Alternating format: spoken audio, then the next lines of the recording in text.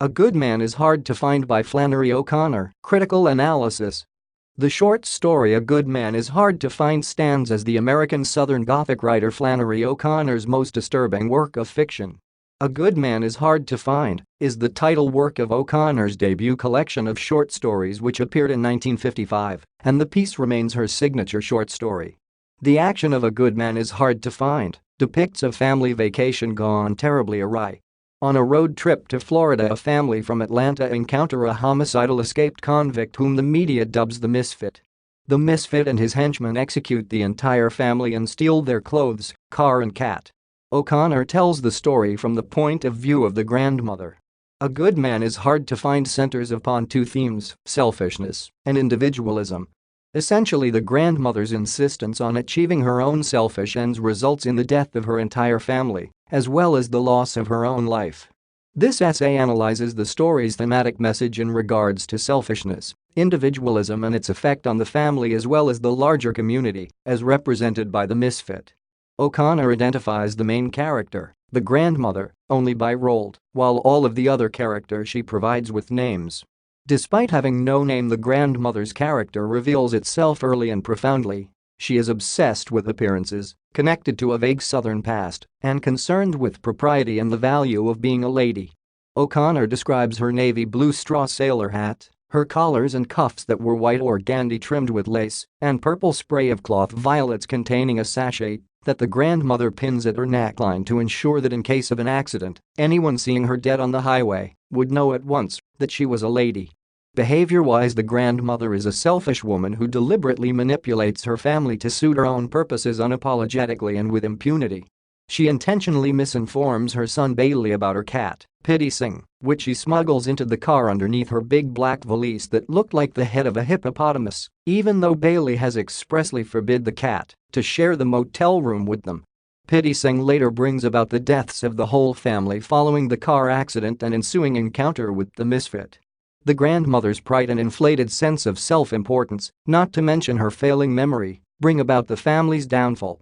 Upon waking up from a nap in the car, the grandmother claims to remember a plantation house from her youth. Even though she knows that her son Bailey would not be willing to lose any time looking at an old house, the more she talked about it, the more she wanted to see it once again and find out if the little twin arbors were still standing. Her son's reluctance, in her mind, remains a simple obstacle to overcome in her desire to get things done her way. Even though Bailey's jaw was as rigid as a horseshoe in response to her goading, the grandmother does not relent. Instead, she lies and enlists the shrill support of her grandchildren. "There was a secret panel in this house," she said craftily, not telling the truth, but wishing that she were. And the story went that all the family silver was hidden in it when Sherman came through, but it was never found. Having stirred the children's imagination, the grandmother lies again. "It's not far from here, I know," the grandmother said. "It wouldn't take over 20 minutes. The fact is she doesn't know. She has no idea where they are. It is not until they are hopelessly lost on the dirt road that looked as if no one had traveled on it in months that the grandmother's horrible thought reminds her that the plantation house in question does not exist in the state of Georgia but in Tennessee, though she is too full of pride to admit this to her son. And the wild goose chase that she leads her family on, again, for selfish purposes, leads them to their doomful meeting with the Misfit. Similarly, the strident individualism that propels the grandmother's fateful actions manifests itself squarely in the character of the Misfit. The Misfit, like the grandmother, focuses exclusively on himself and employs the other people around him as pawns meant to achieve his own selfish needs and wants. The objectification of others, in the case of the grandmother this means the objectification of her own family, results in an overall loss of cohesiveness, wherein community holds no value. Set adrift, peripatetic and aimlessly moving from one empty community to another, the Misfit exemplifies this void as the lost individual who relates to the community through constantly shifting roles. Houghton 198. Like the grandmother, he takes what he needs in order to get what he wants and then moves on. A Good Man is Hard to Find also treats individualism through the lens of identity. We see clearly that the Misfit shares Bailey's ire at the senseless grandmother's shriek. "You're the Misfit," she said. "I recognized you at once." "Yes," the man said, "but it would have been better for all of you, lady, if you hadn't have recognized me." Bailey turned his head sharply and said something to his mother that shocked even the children. The old lady began to cry and the misfits reddened. When the misfits' fellow criminal Bobby Lee returns from the woods with Bailey's yellow shirt full of parrots, a moment happens wherein the misfit, by donning the dead man's attire, acquires his identity for a moment. He, like Bailey, views the grandmother's idiotic obsession with decorum as selfish, superficial, and condescending, yet unlike Bailey, he remains free to take action to condemn her.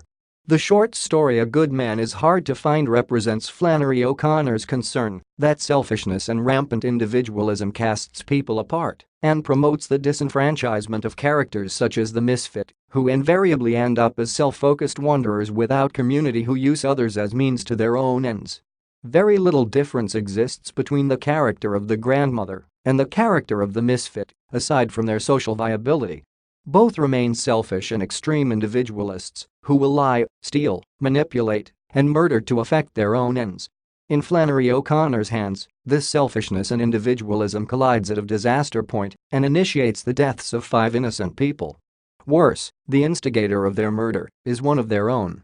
This critical writing on A Good Man Is Hard to Find. Critical text analysis and summary was written and submitted by user Kylie Palmer to help you with your own studies.